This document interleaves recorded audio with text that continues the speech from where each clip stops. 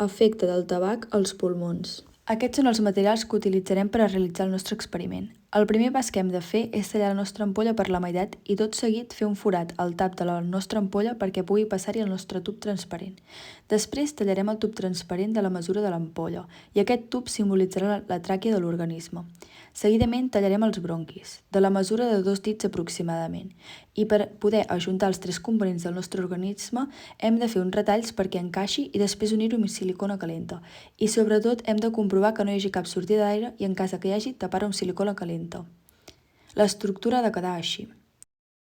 El cinquè pas es basa en crear els nostres pulmons, que per fer-los utilitzarem els 2 globus vermells i a dins de cada un introduirem cotó blanc.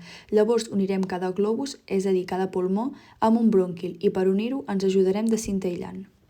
Continuarem amb l'ampolla i col·locarem la nostra estructura dins i posarem més silicona calenta al tap perquè quedi fix i no hi hagi cap sortida d'aire.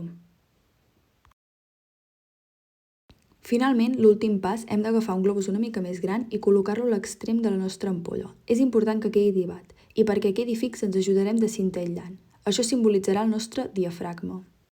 Ara podeu observar una recreació de com s'inflen i es desinflen uns pulmons.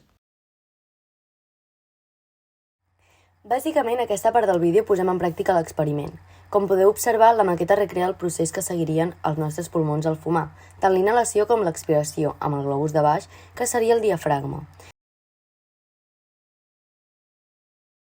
Al desmuntar la maqueta, podem veure com el cotó, que simula l'interior dels pulmons, ha quedat d'un color marró, al igual que el tub, que recrea la boca, la qual, com ja sabeu, al portar anys de fumadors, les dents es van enfosquint o agafant un color groguenc.